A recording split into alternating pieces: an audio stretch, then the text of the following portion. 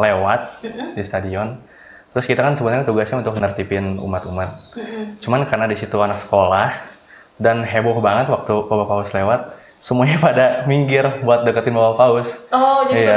ke Karena udah kebanyakan, kita asernya juga jadi ikutan. Iya. Bukan, jangan kita ikutan. Ikutan juga ya. Daripada kehilangan momennya gitu kan, ya udah ikut aja udah. Momen itu penting ya. Jadi ya udah. Jadi udah sempat megang belum? Udah mungkin 5 meter lah jaraknya. Kan soalnya pelan kan. Iya. Pasti gitu. Jadi Gimana tuh pada saat itu, rasanya excited kah? excited. Pada saat itu terharu kayak, waduh, ternyata gue bisa juga ketemu paus gitu ya. Terberkati juga gitu kayak. Oh, ya Allah. Apalagi ikut pelayanannya. Iya. Jadi bagian Asia kan suatu yang Pengalaman yang gitu lah. Iya.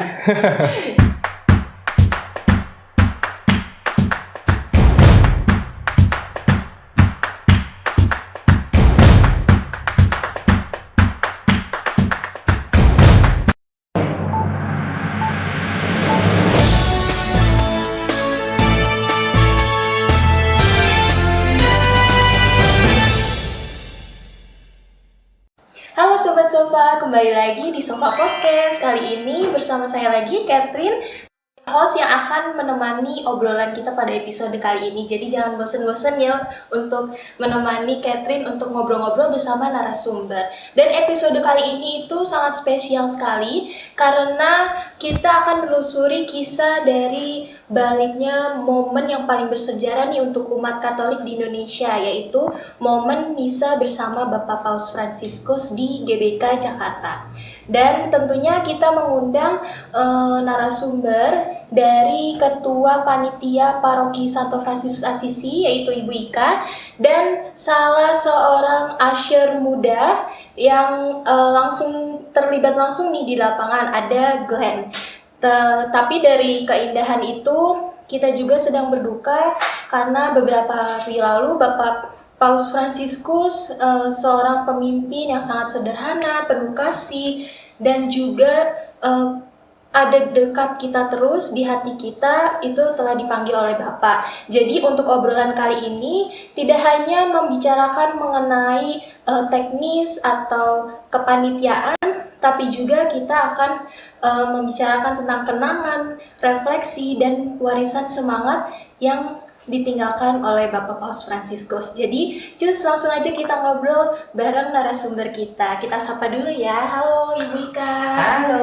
Halo Glenn. Hai. Selamat datang di Sofa Podcast ya. Terima kasih untuk waktunya. Berdasarkan mention yang sebelumnya, ini kan momen bersejarah nih di Indonesia, apalagi kan diadakannya senasional misa bersama Bapak Paus Fransiskus. Kalau Ibu Ika kan sebagai ketua panitia nih, boleh diceritakan dulu nih awalnya kok bisa menjadi ketua panitia dari Paroki Santo Fransiskus Assisi ya?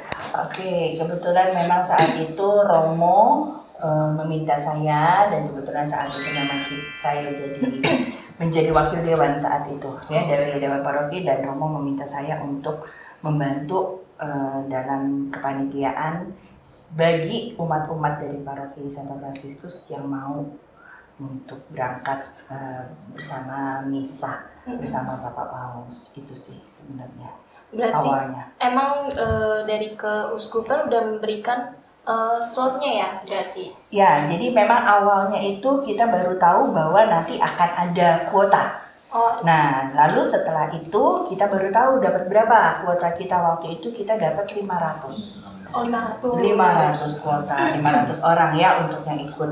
Nah, karena memang Keuskupan Bogor itu otomatis kan dari 27 paroki ya. Nah, kita dapat 500, itu kita udah termasuk yang terbanyak sebenarnya ya.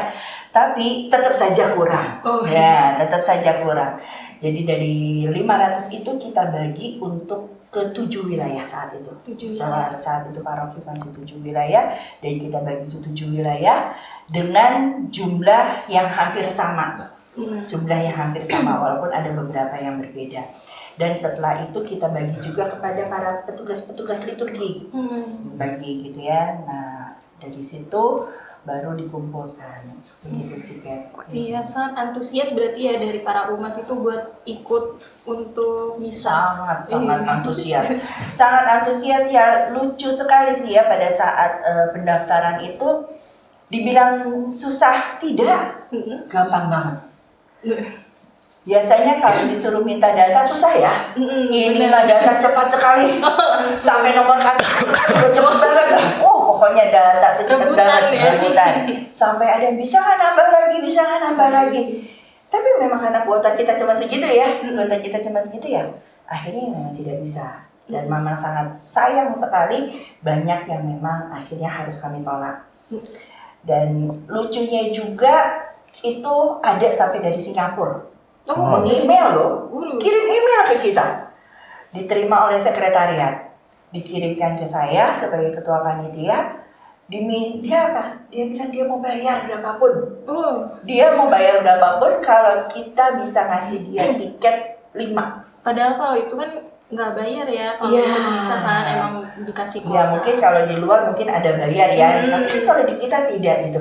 Sampai aku bilang gini ya, maaf sekali, ini adalah untuk umat paroki kami, umat gereja. Dia bukan paroki sini? Bukan, jadi orang Singapura. Jadi orang Singapura khusus email karena dia pengen ikut gitu. Mungkin dia nggak dapat kuota di Singapurnya ya, gitu. Jadi dia mau bilang dia mau bayar berapapun untuk dapat 5 tiket. Ya kami tolak sih untuk itu, karena untuk paroki kita sendiri kurang gitu loh ya. Apalagi rumah orang lain gitu. Seperti itu. Terus apa reaksi Bu Ika nih setelah tahu ternyata Bapak Paus mau misa di Indonesia gitu, dan reaksi dari Bu Ika dan mungkin reaksi umat-umat kayak gimana? Yang pasti sangat antusias karena pada saat kita belum dapat jumlah kuota pun aku udah banyak ditanya. Kapan nih? Siur ya? Kita dapat berapa gitu ya, gitu. Mungkin orang-orang yang sudah berpengalaman pada saat yang lalu, yang Yohanes Paulus ya, kalau nggak salah Paus yang Yohanes Paulus datang kemari kan, mungkin orang-orang yang sudah tahu akan kehadiran Paus itu bersemangat kan, gitu ya. Jadi udah tahu nih hari pasti akan kuota gitu kan, ya. Gitu. Jadi memang pada saat itu pun rada strict bahwa kalau bisa satu keluarga tidak bisa ikut semuanya, gitu ya. Jadi ada batasan-batasan. Terus yang lansia itu pun kita batasi karena kan tahu ya itu suasana outdoor begitu panas begitu ya. Jadi ya kita batasin sih. Gitu. Ada anak-anak juga yang kita tidak terima. Terus kan kalau dari Bu Ika kan di ketua panitia, kalau Glenn nih langsung volunteer nih di sana tuh. Bener. Itu gimana awal mulanya kok bisa nih jadi bagian dari usher di lapangan? Awal mulanya tuh ditawarin dari SKP. SKP itu Kopilipus, dia nge-share di grup. Ini dicari 5 orang OMK untuk jadi volunteer. Terus di situ aku kan kayak ya udahlah, yang lain kayaknya lebih potensial gitu kan. Sampai pada akhirnya aku dijapri sendiri. Glenn mau nggak jadi volunteer? Langsung digas.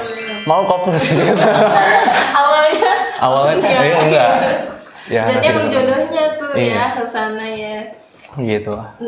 Terus saat pertama bertugas tahu di acara sebesar ini, yang langsung terlintas di pikiran kamu apa? Excited juga campur sama gimana ya?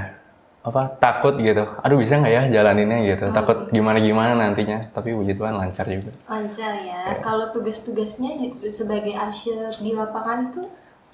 Usher tuh kita jaga ketertiban, keamanan. Jadi kita yang lihat-lihat umat, wah kenapa nih gitu. Jadi yang jaga-jaga. Kamu di bagian apa? Di Stadion Madia. Oh, Stadion Madia. Berarti bisa lihat dekat kan? Paus kan lewat situ ya berarti. Dekat dan lumayan panas. Panas banget. Panas banget. Dari pagi sampai ke sore kena matahari terus. Ke ini ya. Terus berarti kalau dari Asyir kan dia langsung di lapangan. Kalau dari tugas Ibu Ika, tugas utama ini sebagai ketua panitia pasti kan pusing ya karena banyak ya, ada 500 ngaturnya gitu. Sebenarnya kalau dibilang pusing juga tidak. Karena semua data yang diminta itu kita kan udah bekerja sama dengan para ketua wilayah. Jadi data-data itu semua dari ketua wilayah sudah aman. Udah. Semua data, nama, alamat, KTP, nomor KTP gitu ya, semua itu sudah dapat dari ketua wilayah.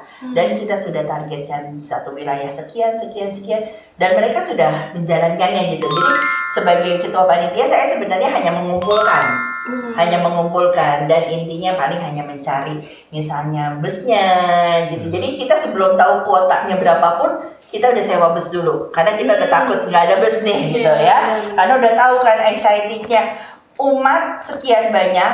Nah, perusahaan bus ada berapa? Itu kan harus dipikirkan gitu ya.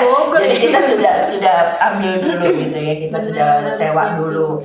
Terus abis itu untuk pusing, makanya saya bilang lagi pusing itu tidak sebenarnya karena semuanya dikerjakan bersama. Dikerjakan bersama gitu ya. Jadi yang konsumsi ada orangnya, yang bagian pendataan ada para wilayah gitu ya.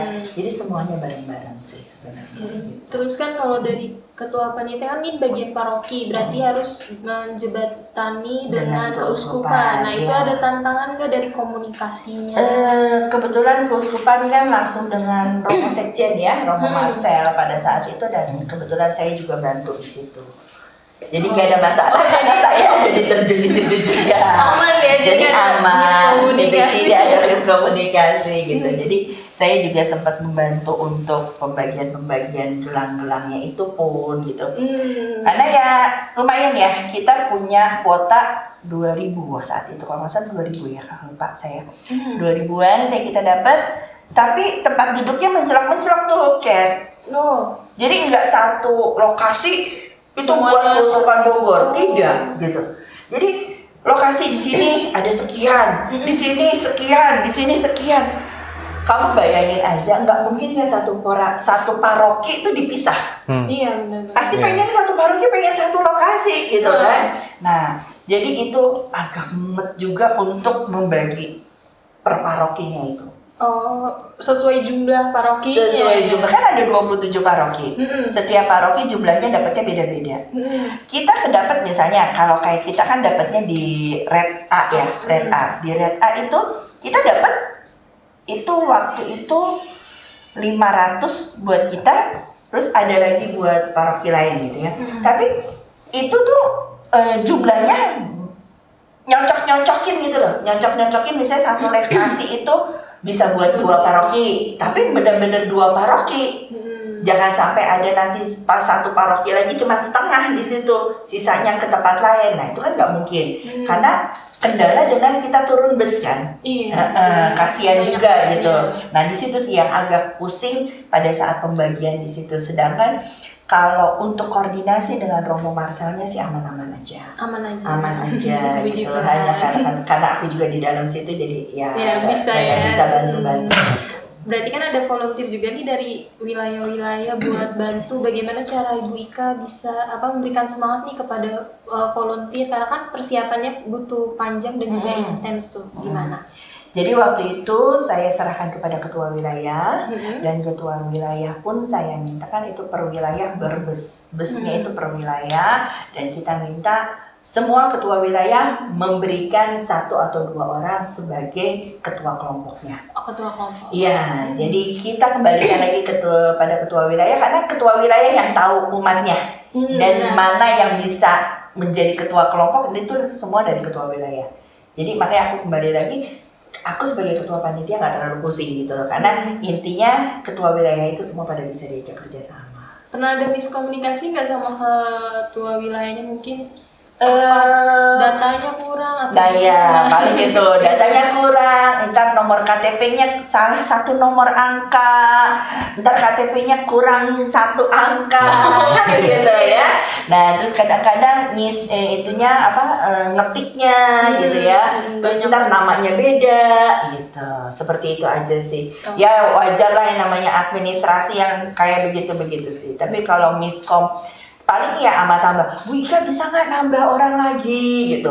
Maaf gitu. Ntar kita lihat ya, di sini masih ada kosong nih. Ntar kita tanya masih mau nggak gitu. Jadi kadang satu wilayah tidak mencapai kuota yang kita inikan, nah nanti kita bagi ke mereka. yang memerlukan. Memerlukan gitu. ya. Oke. Kalau dari sisi teknis kayak transportasi, pembagian tiket, terus sampai pembekalannya apa yang paling menantang? Dari mungkin ada yang pindah-pindah tempat duduk atau gimana biasanya? Enggak ya, aman ya. Karena mereka perwira karena mereka perwira dan mungkin karena keantusiasan mereka untuk bisa bersama paus ya. Oh, jadi Jadi tertib sih, menurutku tertib. Jadi pada saat nanti kebanyakan gelang kapan dibagi gitu. Terus bilang tunggu, karena kita dapat dari keuskupannya juga waktu itu udah mepet banget gitu ya. Nah jadi tunggu gitu. Nah terus habis itu kita bagi-bagi per wilayah gitu ya. Ya puji Tuhan sih. Dan kebetulan juga kan waktu itu kita bagi awal itu kita bagi topi, gelang dan buku. Oh, Buku misa. Ya, nah ini kebetulan waktu itu aku minta izin ke Romo untuk membuat buku misa. Jadi buku misa paus kan waktu itu hanya secara online saja dikirimkannya gitu kan. Terus aku bilang ke Romo, mau boleh nggak kita cetak? Kasihan untuk orang-orang tua yang mau gitu ya, yang pengen susah lah pakai handphone gitu ya. Kadang-kadang kan ini kadang-kadang lihat kecil lah gitu ya. Gitu. Nah jadi waktu itu topi dan buku ini dan gelang ya waktu itu kita gitu. Pada pakai topi ya biar nggak hilang. Romo bilang, pakai apa sebagai penanda? Bener. Aku bilang pakai topi lebih aman, kepalanya kelihatan kuning gitu. Kuning. Topinya kuning, bajunya merah kan kelihatan kontrasnya. Nah, aku bilang itulah jadi terlihat banget gitu ya. Kalau itu kayaknya iya, jadi ketahuan kalau kita ada yang hilang, ketahuan tuh itu empat orang yang sudah tadi. Bener. Gitu sih. Jadi Romo setuju dan Romo yang mengusulkan warna kuning topi ini. Iya. Topi ini Romo mengusulkan warna kuning dan kita kasih logo kepausan, kasih logo keuskupan dan kasih logo paroki. Berarti tapi kepake juga ya, soalnya kan jalan ke GBK panas banget. Panas sekali. Ya. Kita jam berapa ada jalan? Jam 12. Kayaknya kalau deket kan? Ikut. Jam 12 kan? Iya, jam 12. Kita jam berapa dari sini udah di sini? Udah dari sini udah jam pagi toh? Iya. Berarti kalau dari Glenn siap-siapnya dari kapan? Kita berangkat dari 2 hari sebelumnya malah. Oh, 2 hari sebelumnya. Ya, karena sebelumnya ada briefing gitu kan.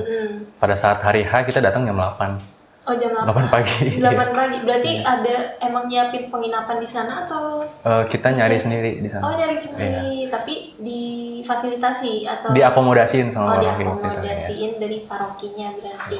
Tapi kita nyari sendiri penginapannya. Nyari sendiri. Terus persiapannya dari awal sampai akhir tuh kayak gimana? Boleh diceritakan? Persiapannya mungkin dari awal briefing dulu lewat Zoom dari panitianya di sana. Pada akhirnya kan ya udah berangkat aja gitu. Oh, iya. Berangkat aja. Yang penting ikut dulu aja ya. Jadi berarti kalau dia di Aser dia yang ngarah-ngarahin gitu ya. Umat duduk di mana kita yang ngarahin gitu. Benar. Berarti kamu harus tahu tempat-tempatnya itu ya. Iya, jadi kita dibagi tugasnya. Satu Aser nih dibagi di blok yang mana. Satu lagi di mana gitu. Atau ada pengalaman lucu nggak atau dramatis atau yang nggak terduga yang kamu alami? Mungkin ngelihat muka Bapak Paus deket banget gitu di situ atau apa? Ada mungkin karena waktu itu Bapak Paus waktu itu lewat di stadion. Terus kita kan sebenarnya tugasnya untuk nertipin umat-umat. Cuman karena di situ anak sekolah dan heboh banget waktu Bapak Paus lewat, semuanya pada minggir buat deketin Bapak Paus. Oh, jadi karena udah kebanyakan, kita aserin juga jadi ikutan. Bukan, jangan kita ikutan. Ikutan juga ya. Daripada kehilangan momennya gitu kan, ya udah ikut aja udah. Momen itu penting ya. Jadi ya udah. Jadi udah sempat megang belum? Udah mungkin 5 meter lah jaraknya. Kan soalnya pelan kan. Iya. Pasti gitu. Gimana gitu. tuh pada saat itu rasanya excited kah? Excited. Pada saat itu terharu kayak, waduh, ternyata gue bisa juga ketemu Paus gitu ya. Terberkati juga gitu kayak. Oh, ya apalagi ikut pelayanannya, iya. Jadi bagian Asyir kan suatu yang pengalaman yang gitu lah. Iya. Tapi memang waktu pas ditanya ada nggak OMK volunteer dari paroki kita waktu itu, aku sampai bilang, hayo Fus, dicari ya, aku bilang gitu. Tapi Ci mereka nggak dapat tempat tinggal. Ya udah fasilitasi dari paroki, dan kita minta ke romo paroki gitu ya. Dan kebetulan romo paroki mengizinkan gitu. Memang mereka dari H-2. Terus malamnya itu pun sampai malam sekali kalau nggak salah ya. Ada sebagian yang masih kembali nginep ya. Kalau nggak salah ya waktu itu ya. Jam 10, jam 11 kita baru pulang dari GBK ke penginapan. Iya gitu. Jadi mereka berlima. Kamu berlima gitu ya? Kita cuman dibagi. Yang kita bertiga yang laki-laki ini beda penginapan sama yang perempuan. Oh gitu, iya enak sih karena jauh juga ya. Jadi H-2 coba bayangin H-2 mereka sebelumnya mereka nggak dapat apa-apa gitu memang dari panitia pusat itu mereka tidak dapat fasilitas apa-apa gitu. Jadi ya dari paroki. Gitu dan kebetulan romo paroki mengizinkan untuk itu. Kalau dari Ibu Ika, dari proses hari-hari dari sudut pandang panitia paroki, apa aja yang jadi prioritasnya dari sudut pandang Ibu? Yang pasti prioritas aku adalah umat yang ikut sampai dengan pasti tidak terlambat ya, dan semua dalam keadaan sehat, duduk semua aman ya, lalu ya dan pasti kembali dengan baik. Ya, jadi yang pasti buat aku intinya di situ. Walaupun sampai di akhirnya ada tinggal satu bus yang terlambat pulang. Karena memang ada masalah lah dalam kendala, kan kita tahu pada saat itu kan kendala alur keluar bus masuk bus itu pada saat jemput lagi kan macetnya setengah mati macetnya setengah mati, terus ditambah lagi kalau dia nggak ngikutin alur pasti makin lama, dan kebetulan ini satu bus ini tidak ngikutin alur gitu loh. Jadi dia pikir lewat sini bisa lebih singkat, tapi ternyata akhirnya kan kita parkirnya jauh kan waktu itu kan di Kemayoran. Sedangkan kita di GBK kan jauh gitu ya gitu. Nah jadi baru yang terakhir itu kalau nggak salah baru jam 12-an pulang. Jam 12-an? Itu yang terakhir? Yang terakhir dari paroki kita. Iya, itu yang terakhir. Dan itu kalau nggak salah wilayah Siliwangi 2 kalau nggak salah. Siliwangi. Oh, duduknya nggak jauh ya kalau dari sini ya, Siliwangi 2 ya. Iya, tapi maksudnya dia tuh bus yang terakhir tuh yang datang gitu ya. Kenapa nggak ikut temennya? Gitu, itu sih. Nah, terus ada momen yang tersentuh nggak saat misa bersama Bapak Paus ini? Kalau momennya sudah pasti semua orang merasakan ketersentuhan dengan kehadiran beliau di kita ya, di Indonesia. Itu melihat wajahnya aja udah adem, apalagi dengan kehadirannya ya gitu. Dan memang sangat antusiasnya segala macam hawanya itu berbeda sekali, dan seperti kita tahu kan dari hujan tiba-tiba jadi panas gitu kan, suatu hal-hal yang memang kadang-kadang di luar nalar pikir kita terjadi di situ gitu ya, dan itu kita tidak bisa pungkiri bahwa secara iman kita memang kita percaya gitu. Nah ya kalau aku sih lebih momen pada akhirnya aku bisa gitu, aku bisa di sini, aku bisa hadir di sini, bisa misa bersama Bapak Paus gitu ya. Walaupun memang dulu pun waktu yang Paus yang lalu pun aku sempat ikut, tapi kan masih anak sekolah ya. Jadi belum terlalu jelas lah ya. Kalau anak sekolah kan kadang-kadang masih belum jelas. Nah kalau di sini pada saatnya ini, ada momennya. Dan poin-poin dari homilinya Paus itu benar-benar sangat mengena gitu ya. Poin itu ya Mbak Nyandi minta. Paus itu hanya meminta kita untuk mendengarkan dan menghidupi sabda. Itu poin dari homilinya Paus saat itu gitu ya. Dan itu yang memang membuat juga aku akhirnya mulai membaca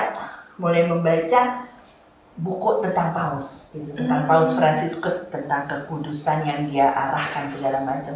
Dan memang tidak sia-sia lah ya ikut dengan ini ya, dengan Paus ya, dengan misa bersama Paus, tidak sangat-sangat mengena lah.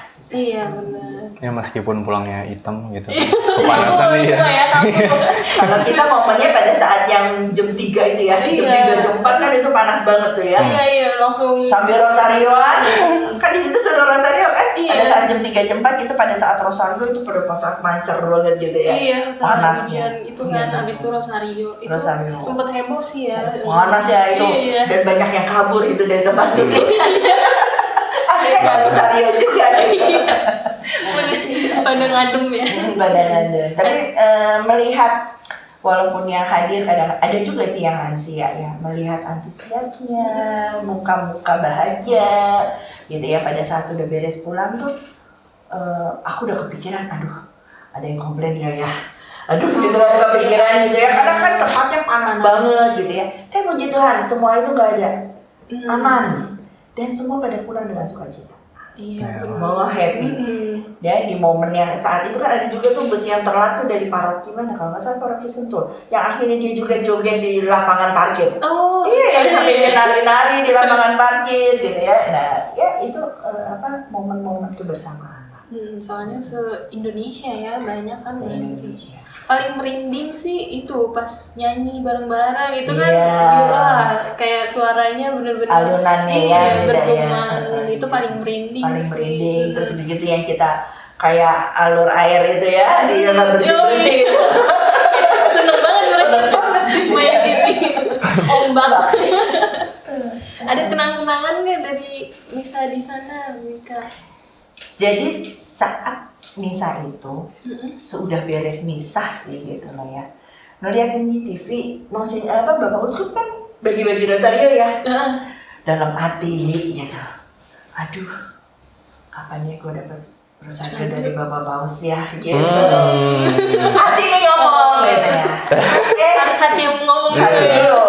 Kan Bapak Paus bilang, jangan pernah putus dalam pengharapan. Ya kan harus berharap. Benar, Jadi benar. kita berharap dulu. Aduh kapan ya? Terus aku sampai ngomong sama suami, nanti ke ini ya, udah Vatikan. Siapa tahu akhirnya gitu.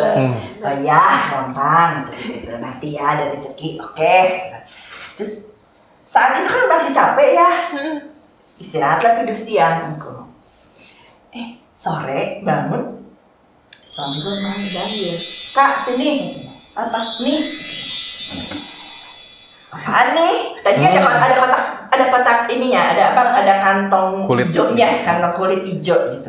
Apaan ini? Aku lihat logo Paus gitu. Aku bilang, apaan nih? Buka deh.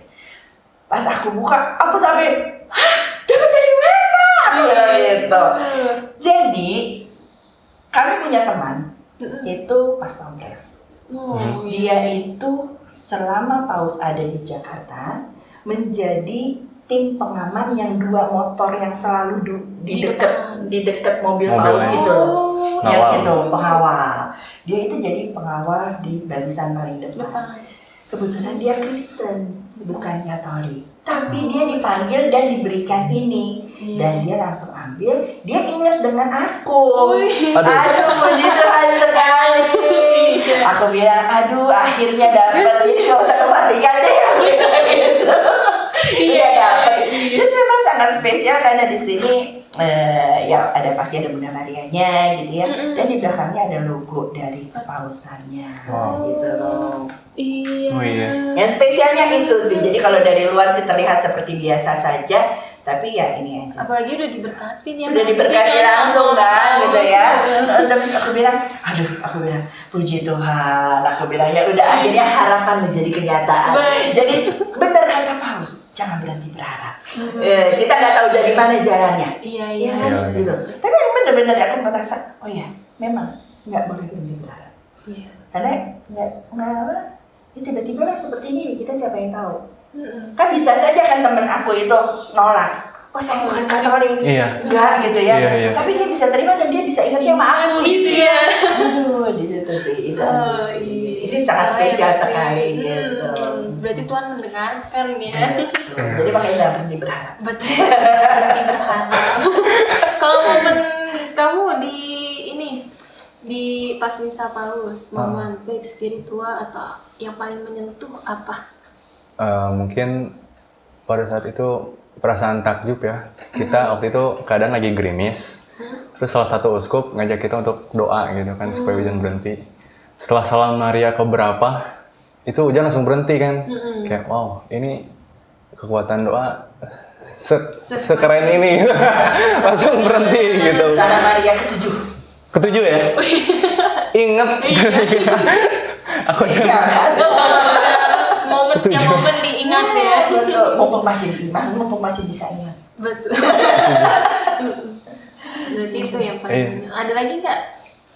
Ya, terlepas dari itu kita ikut misa sama Bapak Paus saya udah mengharukan lah. Udah mengharukan ya. Berarti capek nggak pas di sana?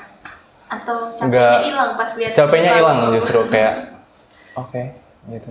Ya, Mendengar teriakan ini ya para umat ya. berisik banget di situ. Kau. Malah ada yang pakai apa? Tulisan gitu, bless me gitu kan. Oh iya, Gitu. iya. Iya, banyak kan yang diberkatin anak, apalagi anak kecil ya. Anak kecil, Ibu hamil. disabilitas gitu ya emang. Sungguh luar biasa. Dan dia itu jadi kalau menurut temanku yang pengawal itu dia itu Bapak Paus itu bisa dia lagi jalan mobil dia bisa minta berhenti hanya untuk memberkati.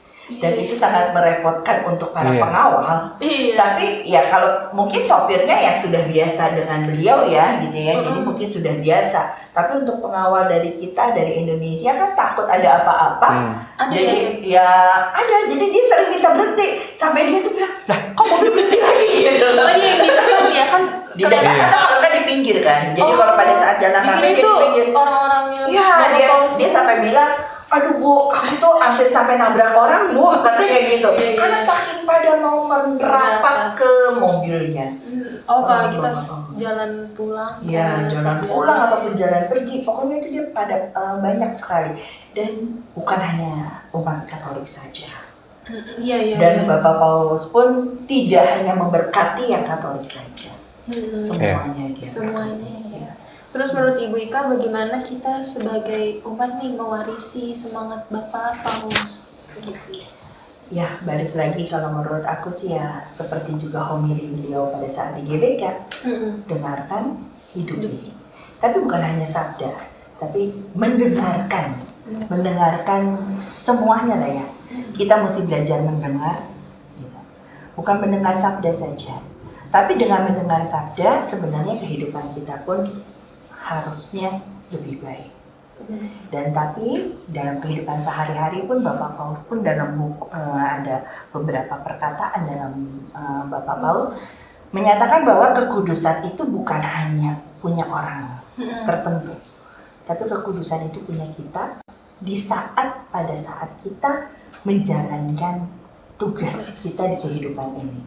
Jadi seorang ibu dia dengan merawat anaknya itu pun sudah memperlihatkan kekudusan. Dengan seorang bapak menafkahi keluarganya itu pun sudah merupakan suatu kekudusan. Nah, jadi begitu juga dengan anak yang bisa mendengarkan orang tua mendengarkan anak itu pun sudah menjalankan kekudusan. Jadi kalau menurut aku sangat susah memang mengamalkannya, tapi ya harus diusahakan. Dan memang sabda yang seperti tadi Paus bilang itu didengarkan dan dihidupinya di dalam kehidupan sehari-hari. Makanya kekudusan itu punya semua orang pada saat kita menjalannya. Apalagi dengan kesederhanaannya, terus saling mengasihi juga ya. Dan dia tidak pilih-pilih kan? Iya. Dia nggak pilih-pilih gitu. Dia nggak pilih-pilih semuanya, mau siapapun, gitu. Dari manapun. Dan banyak juga orang-orang umat kita juga ya sangat mencintai Bapak Paus juga. Iya, dari umat lain juga banyak. Iya. Pada saat kemarin meninggal pun Bapak Paus, ada temanku dari Muslim sampai nge-WA aku ada 4-5 orang. Ika, Paus meninggal ya? Sampai begitu. Iya. Kok lu tahu? Iya, bilang katanya waktu datang ke sini aja kan katanya. Jadi waktu datang ke sini aja tuh ada yang saudaranya sampai ngikutin Paus itu. Jadi saudaranya itu Muslim sampai nunggu di depan itu di depan kedutaan untuk melihat Paus. Gitu. Wah. Itu jadi ada saudara gitu, oh itu kan saudaraku waktu itu gitu dia cerita gitu ya. Dan dia bilang, Kak mukanya tuh adem banget. Emang beneran gitu ya. Mukanya Paus Francis itu sangat adem ya dilihat ya. Beda banget. Enak banget gitu. Kebapaannya Iya. gitu ya. Ya itulah, jadi ya kita usahakan saja apa yang beliau sudah hidupi kita bisa hidupi lagi ya. Iya. Ya, Tahu kan? warisan yang kadang-kadang susah dikerjain. Beda saya pikirannya ya. Tapi setelah mendengar Bapak Paulus sudah wafat yang pada Senin lalu, gimana nih perasaannya dari Bu Ika atau Glenn? Glenn. Duluan nih ya. Iya. Shock awalnya, kayak nggak percaya. Hah? Masa sih? Gitu kan dikabarin dari mama. Deh, Paulus meninggal. Hah? Pas itu lagi makan, berhenti dulu lihat HP. Oh iya gitu. Ya sedih lah kita. Gitu. Sedih ya, apalagi. Tapi baiknya dia meninggal itu setelah ini ya pasca yang mengucapkan. Setelah pasca. Berarti H+1. emang benar-benar mungkin udah semua tugas-tugasnya itu udah selesai di dunia ini. Iya. Ya. Kalau aku sih waktu kemarin dengar dibilang mau nangis, mau. Ya shock sekali ya, shock sekali gitu, karena tapi memang pada saat kita dengar misa Paskah itu kan kita juga sudah dengar ya, suaranya juga sudah tersegal-segal gitu ya. Nah, dan setelah itu aku nggak terlalu mau untuk nonton prosesinya segala macam, nangis gitu ya, gitu.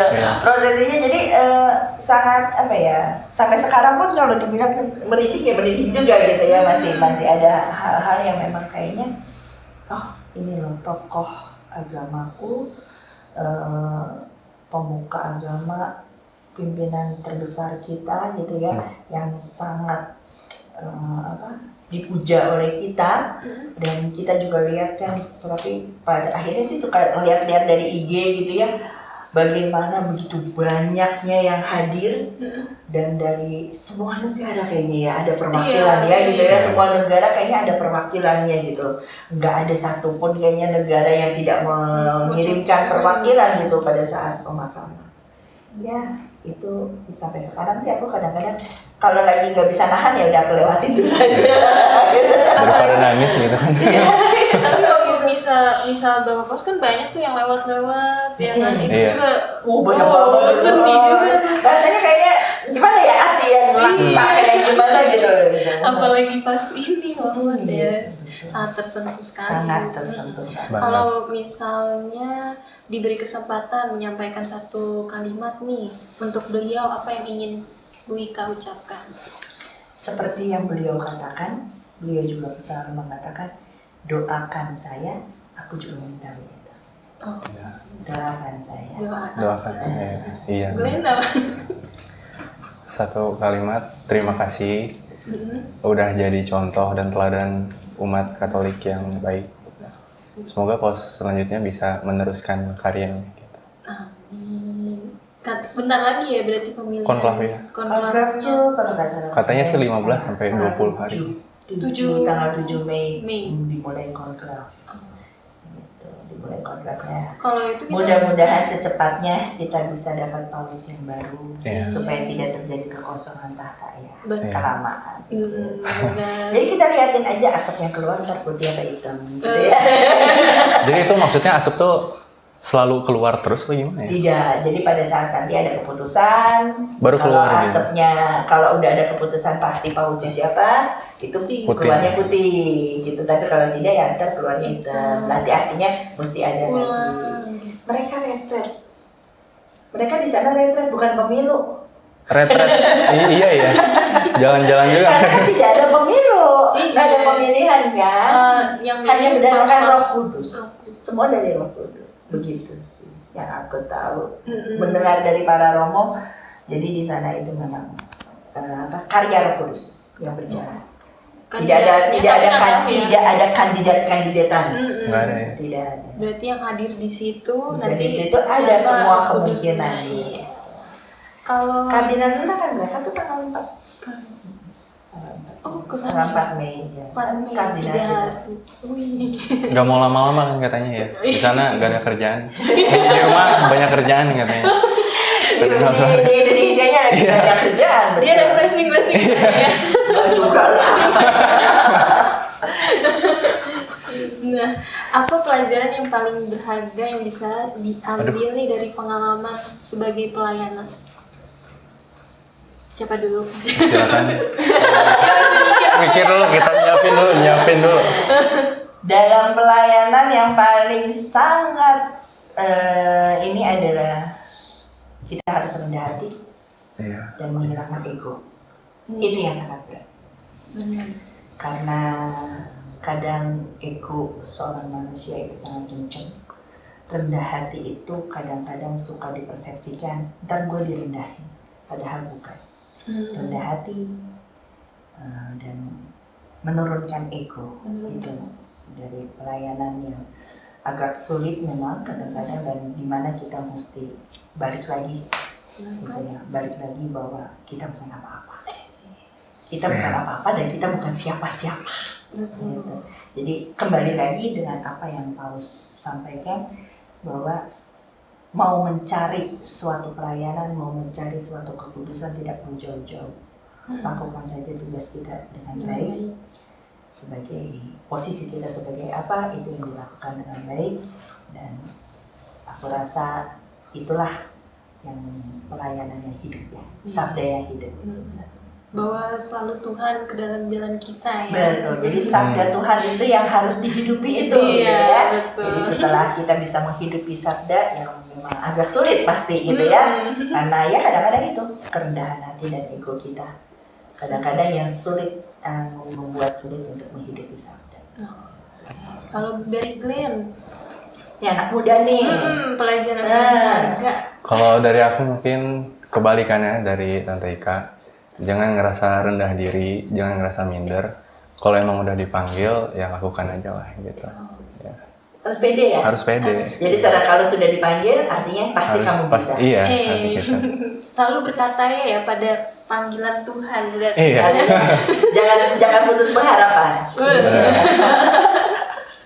Tadi hampir putus mengharapkan. Hampir putus. Tiba-tiba di chat. Iya, bener banget. Kan nggak. Berarti Tuhan udah ini. Iya. Nggak nerima tuh karena minder. Siapa tahu ada yang bisa lebih Ada potensial. yang lebih senior gitu Iya. ya maksudnya. Terus kan kamu kayaknya aktif nih di kepelayanan gitu kan sebagai orang muda Katolik OMK.